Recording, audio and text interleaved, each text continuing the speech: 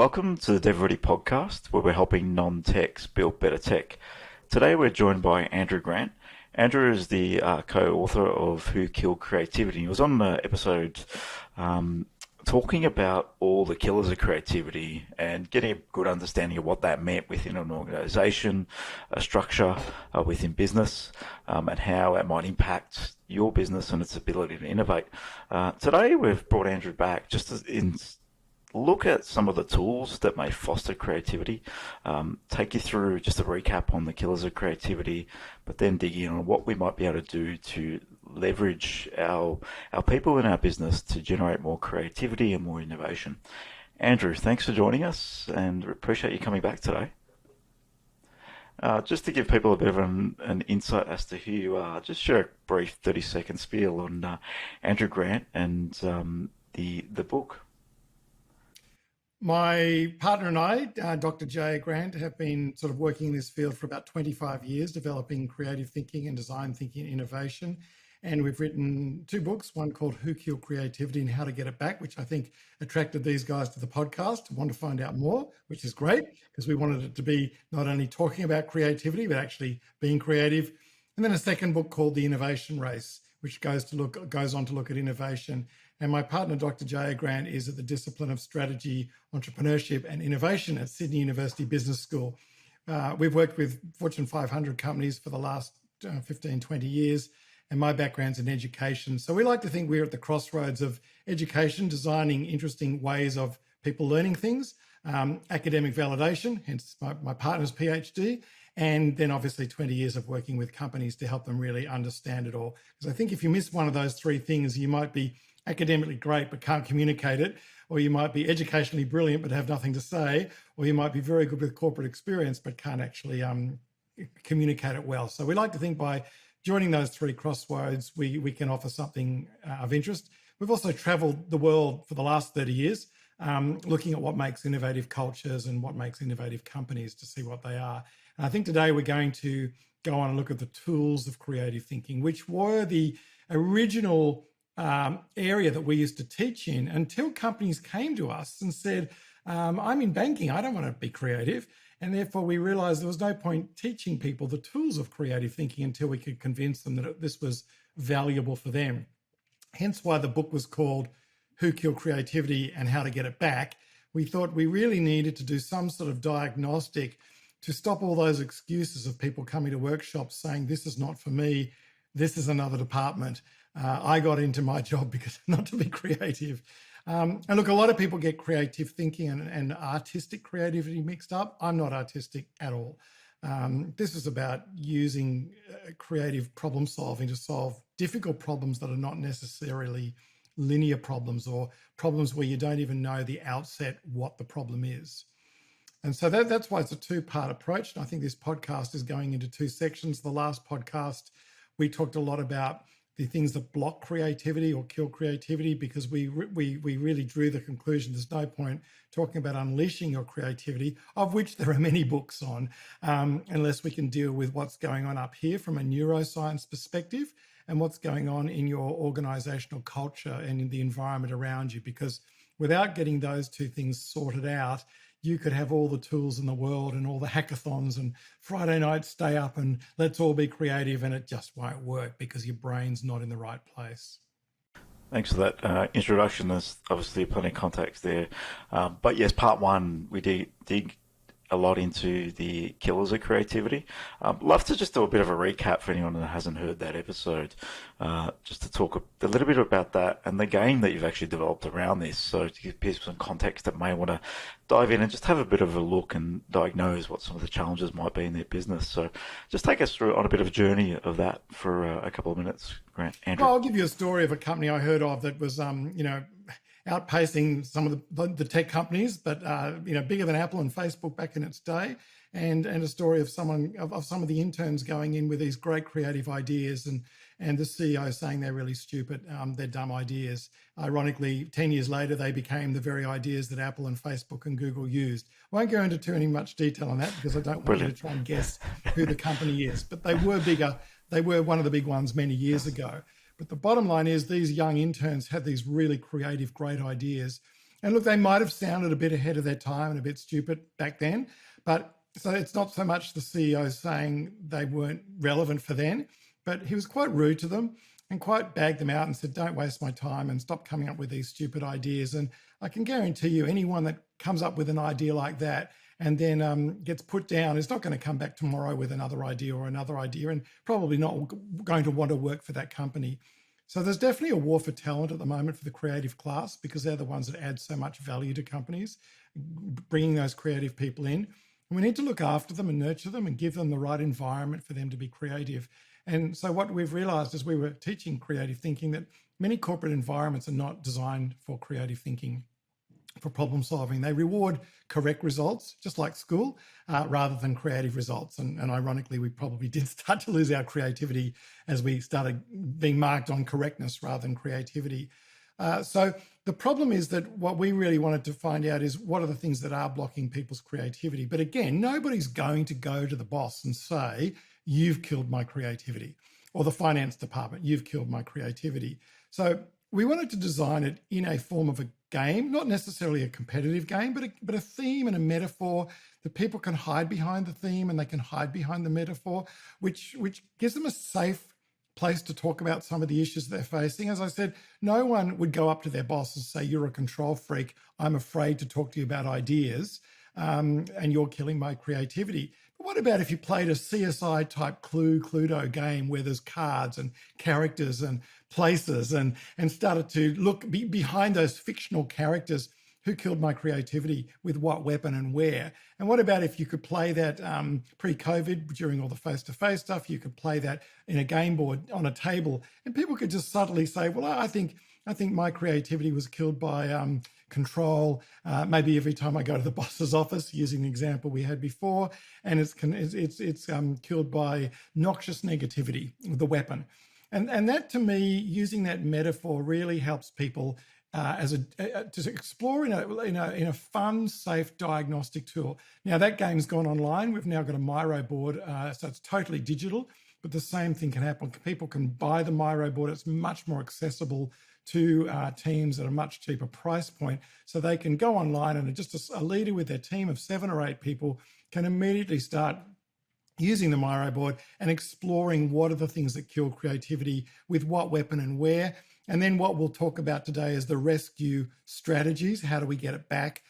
What sort of tools can we use to rescue creativity? And that really leads into the concept of design thinking or creative problem solving, which has been around for a long time.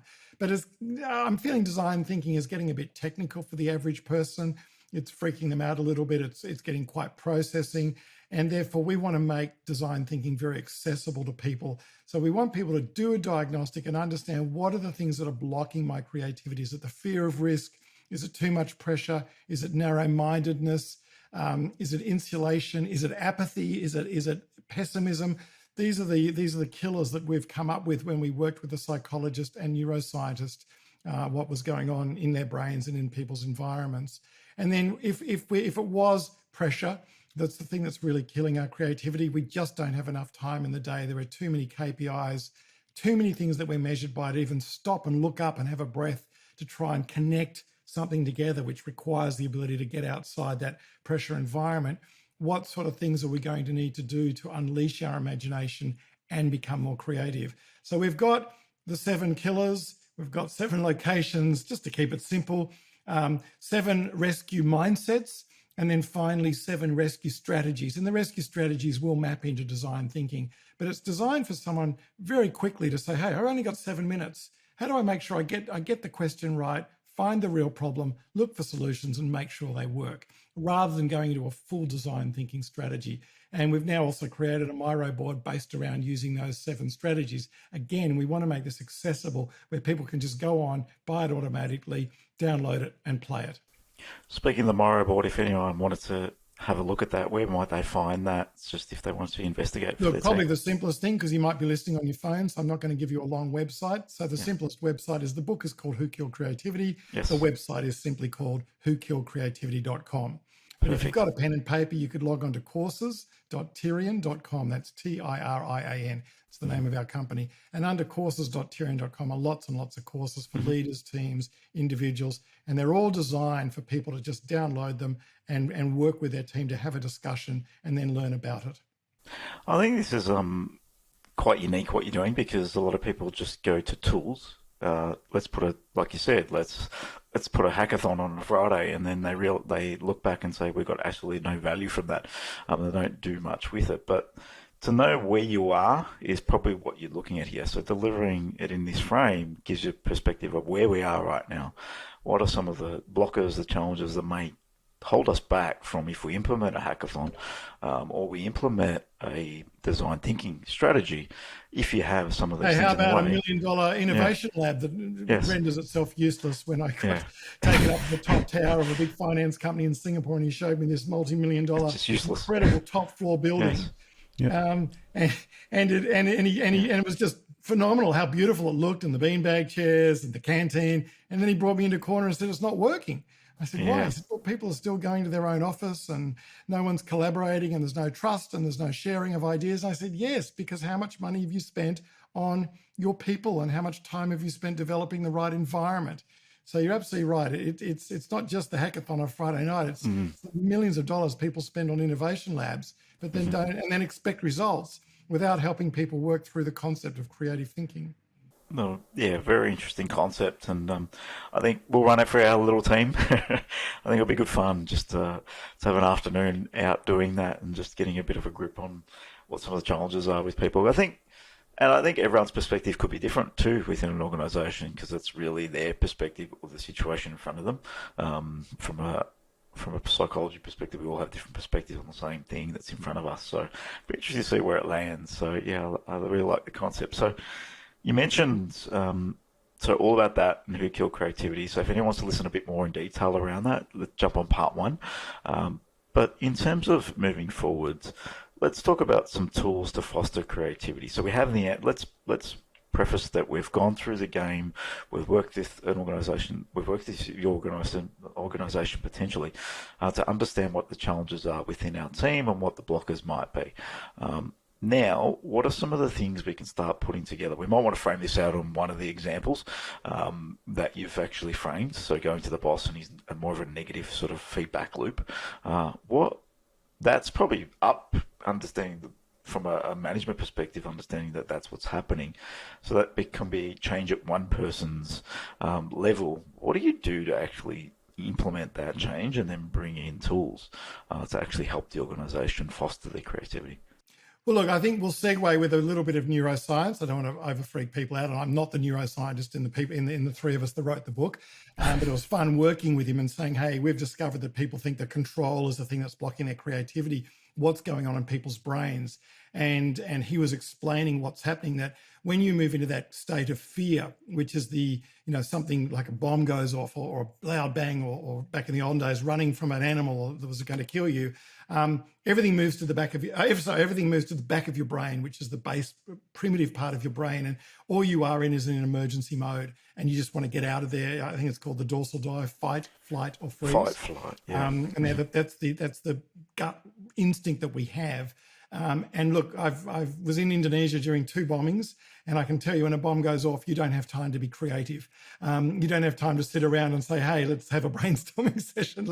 When a bomb goes off, you run or you freeze or you fight.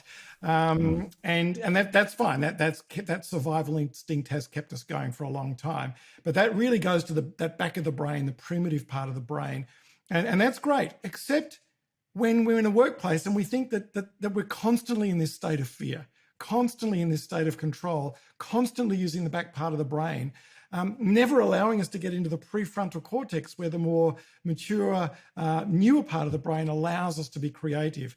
And so they've done some research and to say to get into that front part of the brain, you need to have and this was research done with school children on what makes a fantastic teacher. And now we've looked at it from a corporate perspective. And what they need is I call it the blue zone versus the red zone, but it's the neocortex, the front part of the brain. You need a safe and secure environment. People need to feel listened to, respected in, and believed in. And the leaders need to be very good at communicating. And when that happens, the people in the group, their confidence grows. From a teaching perspective, they want to learn more. So you think about that really good teacher at school when the bell went, you wanted to stay and keep doing it because you loved what you did rather than constantly looking at your watch, waiting for the bell to go.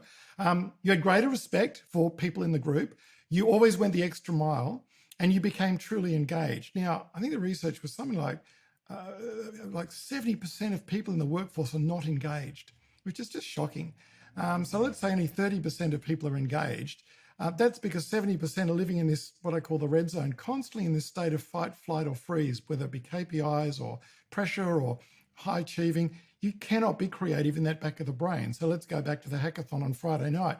You can't give people a horrible day and then say on Friday night, here's some Coke and pizza, let's have a bit of fun and let our hair down, and we're going to brainstorm and come up with a great idea. It's just not that simple. We need to get people into the prefrontal cortex, the blue part of their brain, the blue zone of their brain, and we need to create a safe environment for them to do that. Once they do that, then all the books and tools and design thinking and brainstorming and ideation and everything, then that becomes much, much easier to do. And so that's probably the first thing that I think is really important.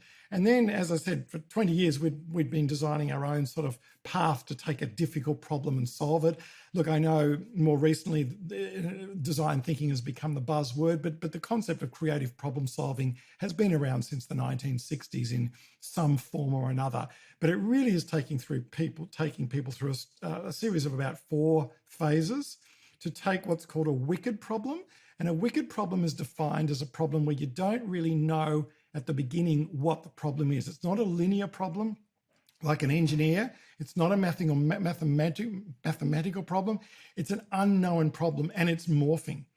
And so therefore, it's not going to require a linear approach. You need to look at it from a end user perspective. First of all, what does the end user want from it?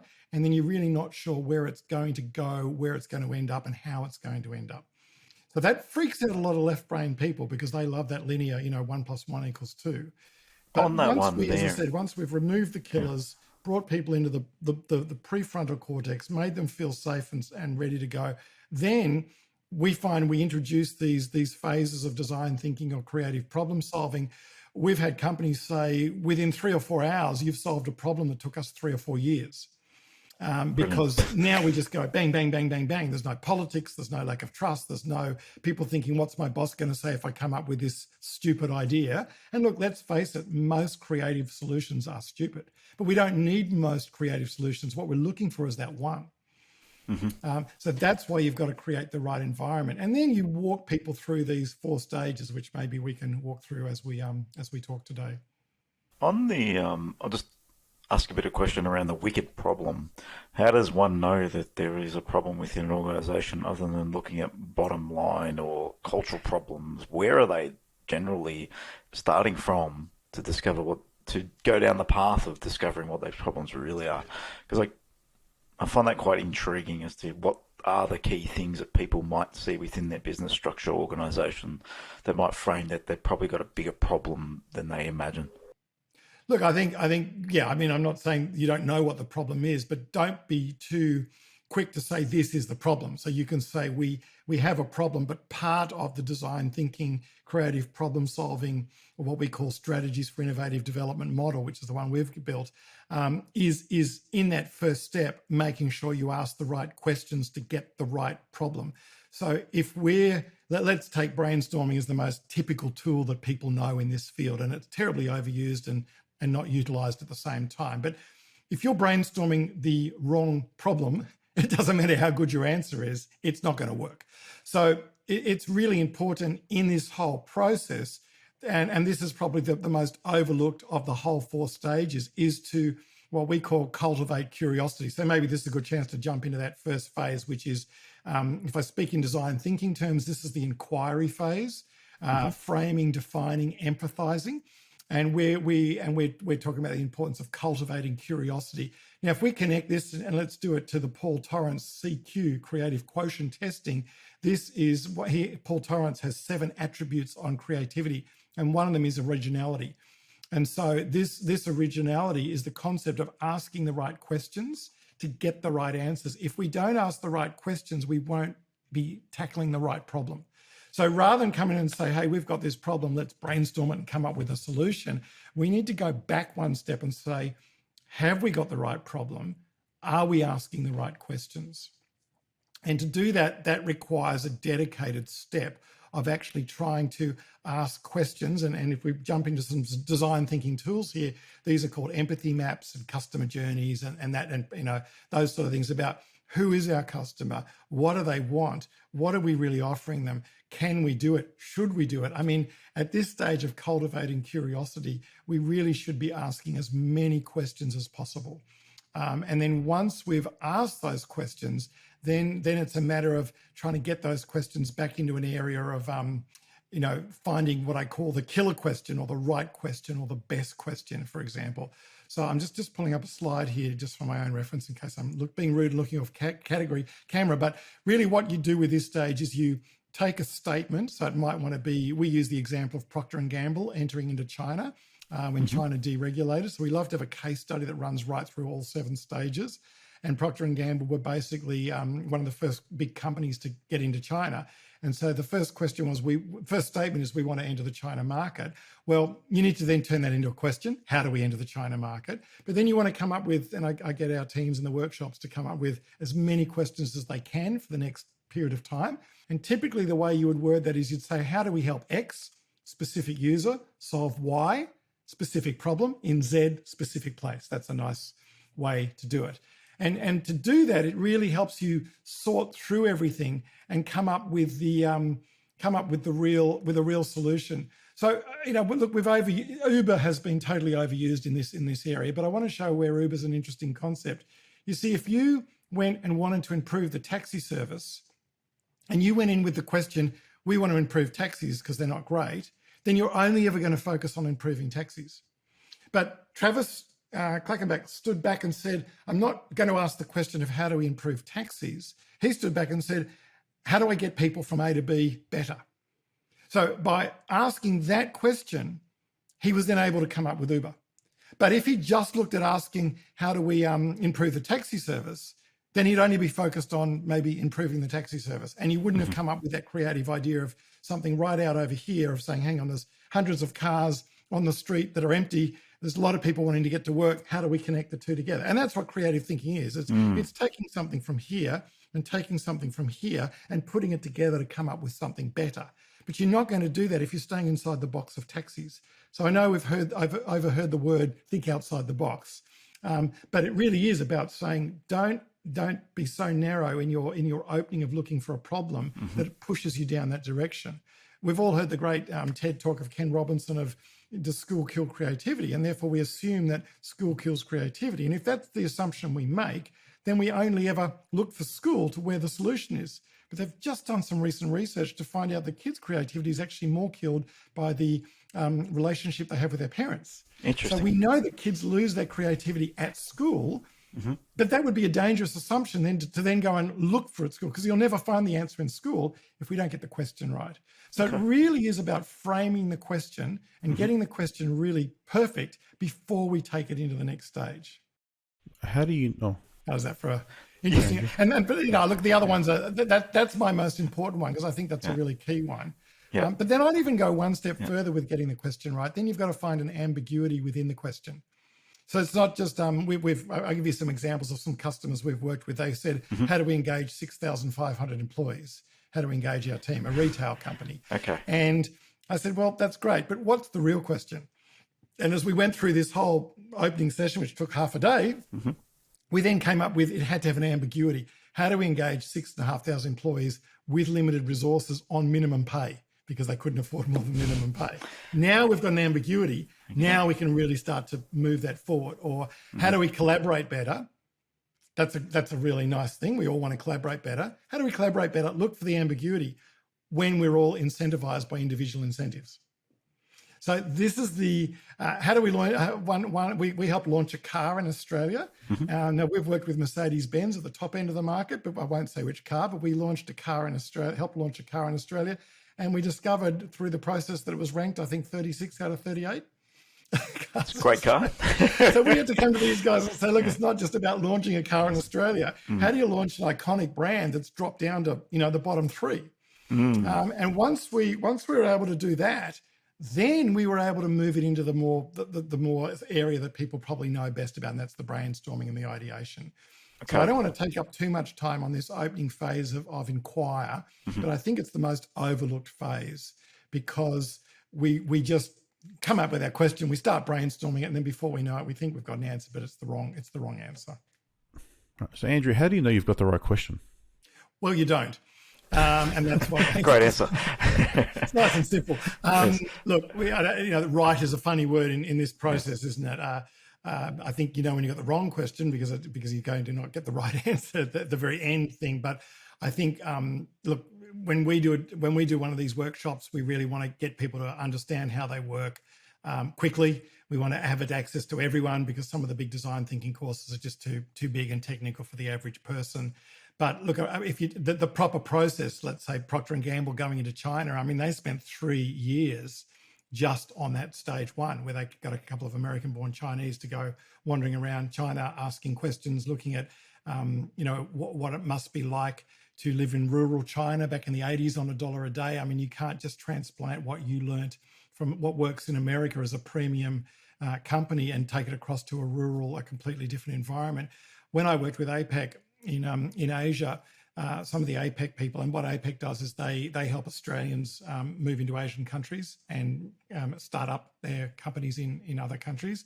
And, off the record, when I ran this workshop with APEC, the guy said to me, look, the greatest number of failures happen is when these Australian companies think they can just come across and transplant themselves in Vietnam or the Philippines or Indonesia, and then wonder why it doesn't work. Now, to me, that's a bit of common sense. It should be common sense. Culture is number one. Why it's not working. But I mean, we've seen we've seen Starbucks fail in Australia for the same reason. You can't just transplant what works here across to here. So asking the right questions is about trying to find out what's going to work and what's not going to work. If I was using the Procter & Gamble example, they were all about laundry. So they thought, if they'd made the assumption we're just going to sell laundry in China, it wouldn't have worked. But as they went through the whole process, they realized that laundry probably wasn't going to be the best product to lead with. And they actually, I won't go into the detail, but they ended up with starting with shampoo. And it's a lovely story to watch how they went through this whole process. But it took them 3 years to just go through this, asking the right questions. In that time, I think a lot of other companies had gone in, started up and failed and come out. So to do it properly, you really need to take your time asking the right question and looking for that ambiguity. Because if you don't find the ambiguity, you're just going to be in with all your other competitors. It really is about asking, as I said, how do we get people to be collaborative in a competitive environment? How do we get people motivated when we're not able to give them what they want? How do we sell a car or how do we launch a car when it doesn't have great reviews? Finding that ambiguity. But design thinking is a messy stage. So you could take, what I was getting back to is some of these big companies that you spend a lot of money going to as consulting, they'll spend years with you because they might be working with 4 or 5 of those questions all at once. And only one of them might end up coming through the whole process. So it's not, I like to just try and get someone to, when I'm only got a limited time of a day or half a day or using the Miro board, I'll try and get them to say, just pick one question. But to do it properly, you probably would want to be running multiple questions in parallel. And the questions that you just mentioned there are a lot tougher to get an answer to, right? And then you just mentioned ambiguity, and other times there, when that comes into the context, it does make things a lot more challenging. And it might be, things that are, how do we solve X with limited resources becomes much more difficult than it is how do we solve X. That's right. And I think the other thing as adults is we're not good at asking questions. It's a sign of inferiority in some cultures. So I do think we need to be a little bit more encouraging of asking people the right questions. Okay. Rather than and not just jumping over it. So we're a little bit sometimes as adults, we're afraid to ask questions. Whereas if you think of kids, and that's one of the reasons that makes kids so creative, is they're just brilliant at asking questions. They don't shy away from it at all. Well, there's no barrier there, right? That's right. They're just inquisitive. It's just question after question after question with kids. Yes. But adults, we don't want to ask the right question because we might look like, in some cultures, particularly in Asian cultures, asking questions is a sign of weakness, or in Asian cultures, asking questions might be a sign of disrespect for the teacher. Okay. So we've really got to look at this concept, and that's why we're not going to spend equally on. So that, I'm talking about 4 phases here. I'm not going to spend equally as long on the other phases, Yeah. because I think this one is probably one of the most important ones to get that question right and to really try and understand what that question is and or questions in plural until we feel maybe back to your how do you know when you got the right one. I suppose when you're starting to feel comfortable, this is we've gone through this whole process. Yep, this is the right. This is a good question. Maybe the right question is the wrong answer to ask. Is the wrong question to ask me. Maybe how do you know when you feel you've got a good set of questions? Yeah, that's gives a bit more context, right? And you mentioned a couple of blockers there, and that's more could be culturally or even personally around asking questions. I'm imagining this is generally a group, a team that has gone through a process of understanding blockers before they jump into this. Obviously, That's right. not Well, as I said, necessarily, we've got a but table. I don't know yeah, if you can throw it up later on. It's on the website. It's a table of the 7 blockers, 7 CQ attributes from Paul E. Torrance, 7 rescue strategies, 7 rescue attributes, and 7 rescue strategies, of which we've just done questioning and asking questions, cultivate curiosity, and accepting ambiguity. If you bring those across to the blockers, to overcome control, which is the first blocker or killer, you need to ask lots of questions. To overcome fear, you need to look for the ambiguity. So if we want to deal with the control issue, we need to stop this controlling feeling within a room. Let's go back to the company where the interns came in and said, here's a great idea, and the CEO said that was stupid. If they'd been in more of a inquiry mode and the CEO was, everyone was inquiring and saying, what does our customer want? What are they looking for? Then the control disappears. And if they were happy to explore the ambiguities of maybe we don't have the tech to do this right now, but we could have it at a later stage, then the fear disappears, and the fear of risk and the fear of failure and the fear of the unknown, which are the 3 subsets of fear, they will disappear if we're starting to be comfortable and saying, let's look for the ambiguity. But one of the other issues adults have, and I love comparing adults to kids because we know that 98% of children have divergent, brilliant, creative thinking, and 2% of adults, which you would have heard in the last podcast. it's a brilliant stat, isn't it? It's a fact that we need to keep coming back to. One of the things that is really important is sometimes as adults, we don't like to ask questions unless we know the answer. And I'm at my age, I'm still trying new sports. And I love that quote by the Emirates when they had the tagline, when was the last time you did something for the first time? We all used to be very good at trying new sports and doing things as kids, but trying a new sport at my age is quite scary and feels a bit dangerous. And to go back to that feeling of total lack of control and don't know what's going on, I'm trying foil boarding on foils on surfboards, which are quite scary. And that whole feeling of lack of control again that I haven't experienced for 40 years is freaking me out and making me think I don't want to do this. And I think the same thing happens when it comes to asking questions. A lot of adults are not prepared to ask questions unless they know the answers. And they're not prepared to look at the ambiguities because that stage is, I very clearly call it accepting ambiguity. I'm not saying find the answer to it, just accept it, just sit on it. And children, again, are very good at sitting on ambiguities and just letting it mull over. But as adults, oh gosh, an ambiguity is going to completely freak us out. We don't want to go down that road. And yet we have to go down that road to look for the ambiguity. But in this phase, I always say to the participants, we're not interested in any answers. All we're doing is exploring the questions, and don't jump ahead, because if you jump ahead to the next phase, which is the ideation and brainstorming, you've jumped ahead too fast. So I really want to seal that one off and say, have we asked the right questions? Have we got what I call a killer question or a core question or a great question? And then have we explored the ambiguity in that question? Once we've done that and we can seal that off, then we can move into the next phase, which I'm not going to spend a lot of time on because I think we're all pretty good on the next phase. Next phase is more saying exploring the ambiguities and asking the right questions. Do you see that that's tied with more towards people who are more curious, who have more curiosity, as opposed to people who don't?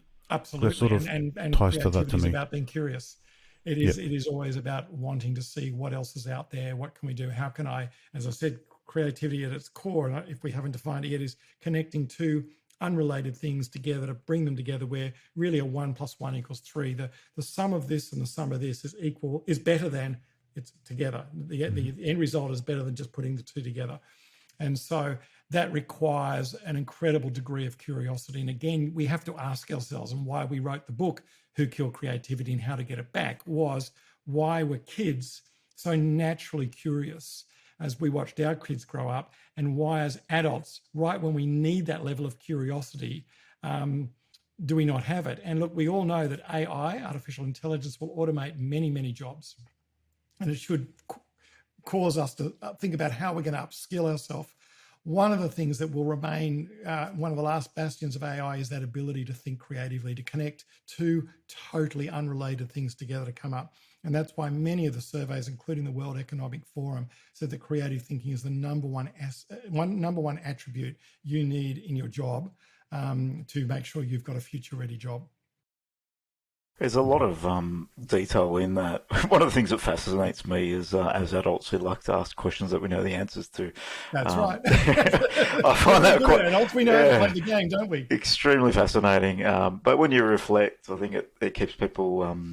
it's a comfort zone thing. It's a I'm right type thing. It can be driven from many different levels. But I find that fascinating. And then the inquiry, I think it's a confidence thing too, because then that builds confidence that you are on the right page. But if there's gaps and you don't know answers to things, I think, I understand how it can be daunting to ask those questions. But on our journey, I think I've realised that that's where the gold really is. Just asking questions. You don't know something, that's fine. I think people are willing to share and answer those questions, and then you might actually find some openings. So I find that fascinating. But I think it's a personality. Well, even just, I talked about originality was the CQ, the creative quotient skill needed for asking questions. But what skill have we mapped towards the accepting ambiguity? As I said, we're doing everything in sevens to keep it simple because we want people to remember it. But the skill there, one of the other attributes that people need to be creative. So one of them is originality. The other one is resistance to premature closure. And typically, again, as adults, we like to close things off. We feel comfortable when something's closed. Yes. And so this whole concept of accepting ambiguity is part of the CQ skill of resisting that closure and just letting it sit on it. And one example I use here is the company Mattel, and a lot of companies are doing this now.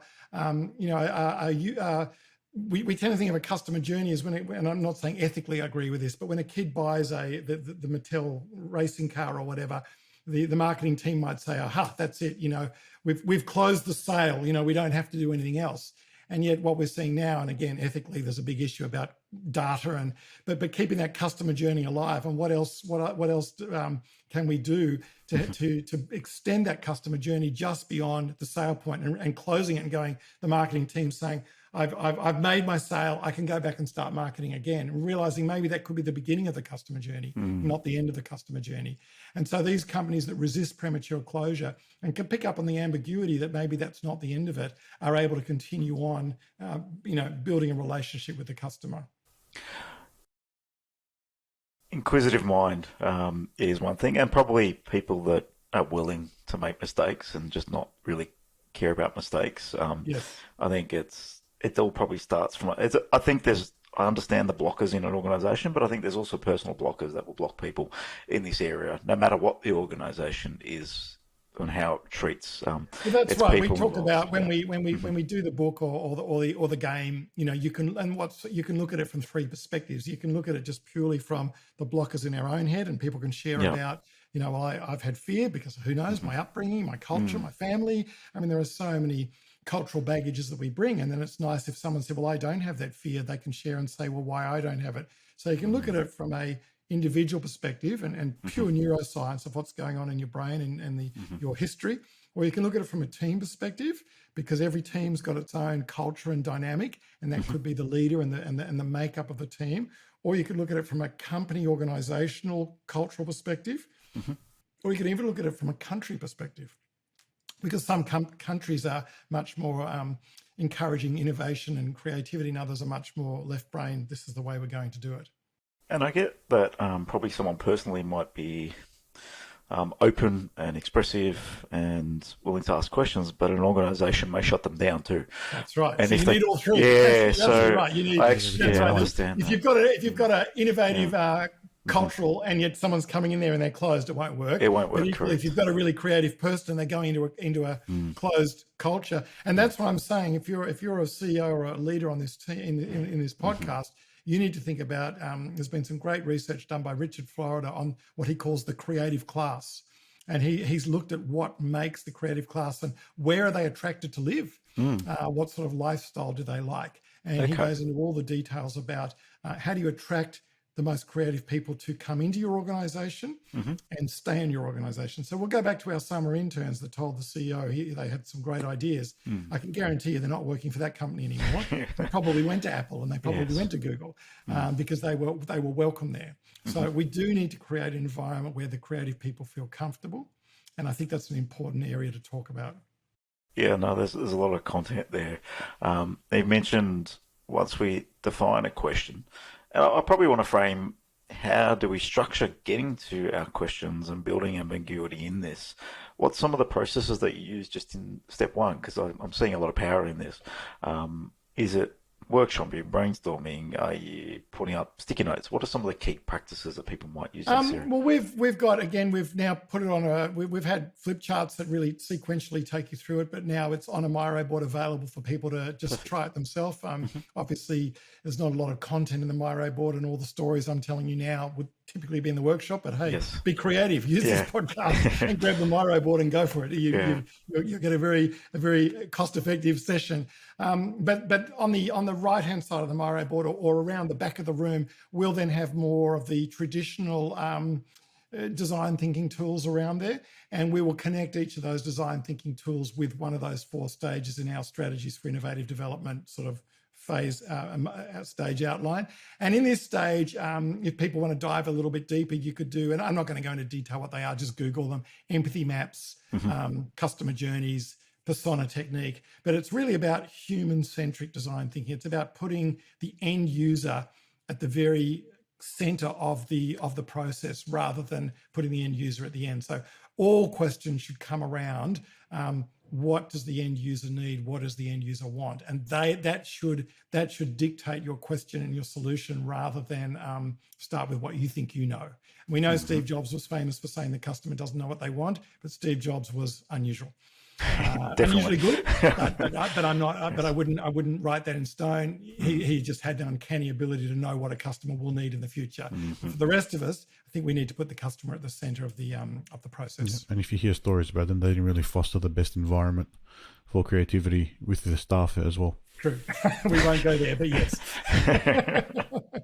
He was a creative genius and had a great and build a company around that. And it will be interesting to see what happens now as we've gone from, and this could be another podcast from my wife's PhD research on those that love to explore and those that love to preserve, because Steve Jobs was definitely a great explorer. Tim Cook's definitely more of a preserver and really good at tightening processes and incremental innovation, where Steve Jobs was about the big breakthrough creative ideas. And you have seen the shift as well. Everyone has, in terms of what Apple of the past or Steve Jobs to now. There's a bit of a shift there, and there's absolutely. Really, and you know, we're still in that episode. If it was an innovation race, we're still in that season. We're not sure where it's going to end up. Yeah, I agree with that. It's really about just aligning everything and fostering the right environment and your people. Really. And attracting the right people to the organisation too, because sometimes the people at the top are not the creative brains and should not be driving that direction of the business. Yeah, maybe like Tim Cook, the preserver, and then you need the creative people around them to really drive new innovation. So there's a bit of context there.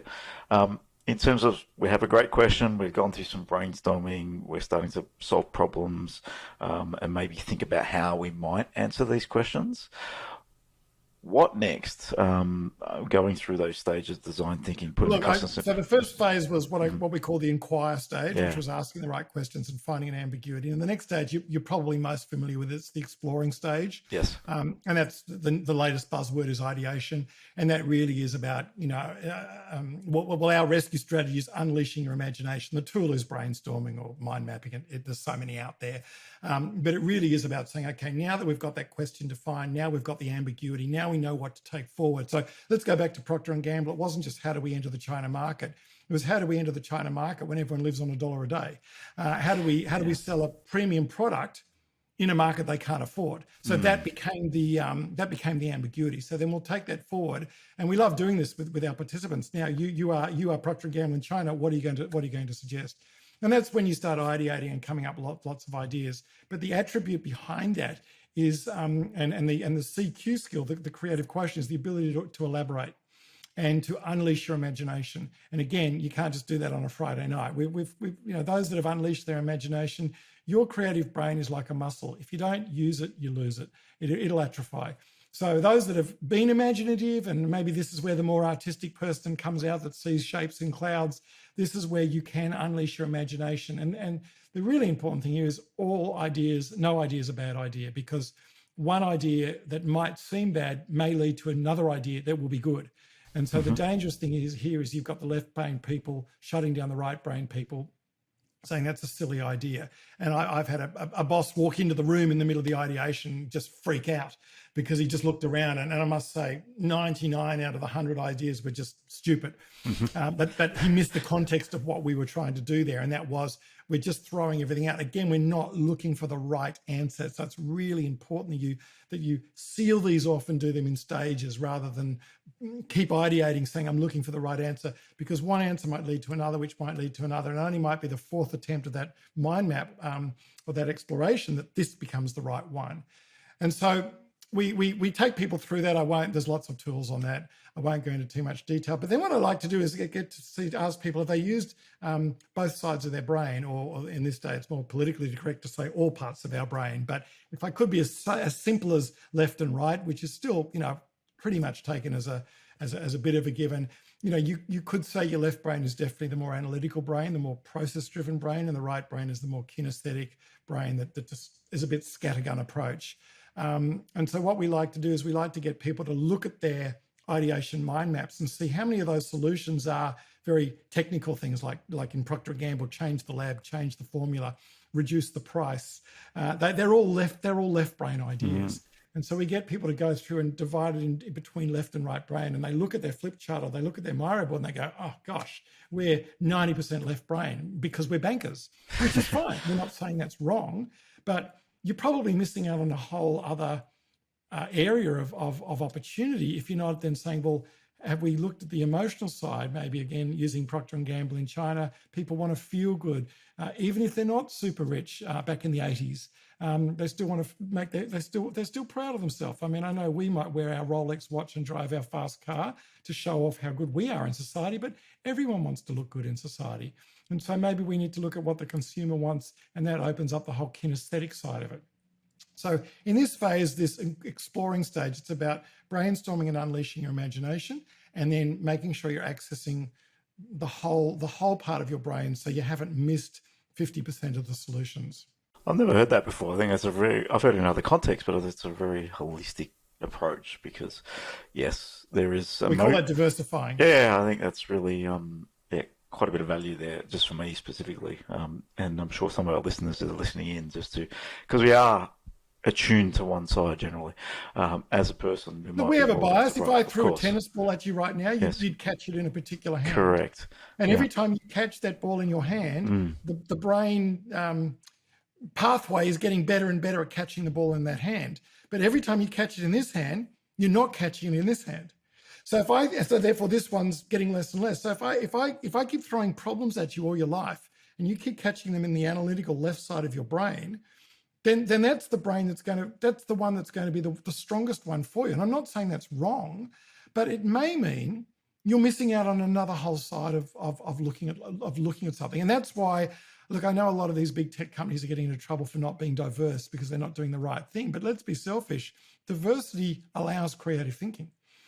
It's the diversity of having different people and different groups and different perspectives. And that's why in this stage, you do want to go back out and talk to people and make sure you've got a really good, diverse group of people doing the ideation, because you don't want all left brain thinkers from one department doing the ideation. It won't work. You won't get what you're looking for. Yeah, I agree wholeheartedly. I think there's a different level of thinking, and sitting in a tech business, we can have a lot of analytical people. So I'm just picturing back as we go through creative thinking, it's a lot of solution then analytical answers that are coming in or just specific things. So the emotional side may not be considered. So I think that's a really good takeaway for some people that are listening in and how they're really engaging in their brainstorming. So I appreciate that insight. There's been plenty of this, Andrew. Is there anything you'd like to wrap up and share for people out there that are going through this Well, sort of we've process? only talked about one side of the model, which was the creative thinking. Oh no, we might need a part 3, Andrew. That's right. Well, but yeah, I mean, it may be a good time to stop. I could quickly whet your appetite on the other side, but the creative thing is the ideas we do when we're generating ideas. But if we left it there, we'd be doing a disservice. So we may need to come back, because now we've left out with lots and lots of great ideas. And here's another problem where things go wrong. People say, okay, great, let's pick one. But correct. We now need to move into the critical thinking stage, which is making sure those ideas will actually work. And I don't know whether we want to go through that now, but that's all about solving them. And this is where you hear the words of prototyping and applying and actually saying, okay, these are great ideas, but will they actually work? And then really applying them, the critical thinking skills of applying them and trying them out with customers to see what sounded really good in the workshop and sounded really good in the paper will actually work. And again, in that apply stage, we're constantly predicting what could go wrong. So now we are asking for the left brain thinkers to come into the process and really take over. We've asked them to be quiet for the first half of the session. And now we're saying we've come up with these great ideas. We need you, first of all, to connect some of these ideas together. So that's the taking something from here and here on that mind map and putting it together, which is what we call reconstructing common concepts. And then finally, the ability to test and apply it to see if it would work. So I don't know whether we want to just give that as a little prelude of all the things that can go wrong in that stage and come back for a part 3. I think we might, because there's plenty of content here, and I'm really enjoying our conversations and the little gold nuggets that you're dropping. So I think that's plenty of content for people to sink their teeth into. And you mentioned the asking the right question, or a good question, is a big piece of the puzzle. So I think, let's leave it there, Andrew, and let's do a part 3. I think there's plenty of content here. If you're open to it, let's dig more into that section as we go through it. So I really appreciate you coming on. Sounds great. Well, thank you. And I hope if we leave people now, at least they'll know how to be creative. Correct. Maybe part 3 is, as I said, the book was called Who Killed Creativity and How to Get It Back. Yes. So now we need to get on to that part 3, and that's how do we make it work. But we'll leave people with at least the creativity of a child, and then we want to come back and maybe the question I like to ask people at this stage is, if children are so creative, why are they not CEOs of companies? And therefore we may now, and that's why we need to come back and put in our critical thinking hat to see what we can actually make work. No, Andrew, as always, such a pleasure, and I'm sure our listeners are getting a lot out of the content here, and the book, The Miro Board. If anyone wants to dive more into this, recommend jumping on that. We'll share that out with the show notes. So thank you, Andrew, and we'll be back for part 3 on DevReady Podcast. Thanks for joining us. Brilliant. Thanks very much, guys.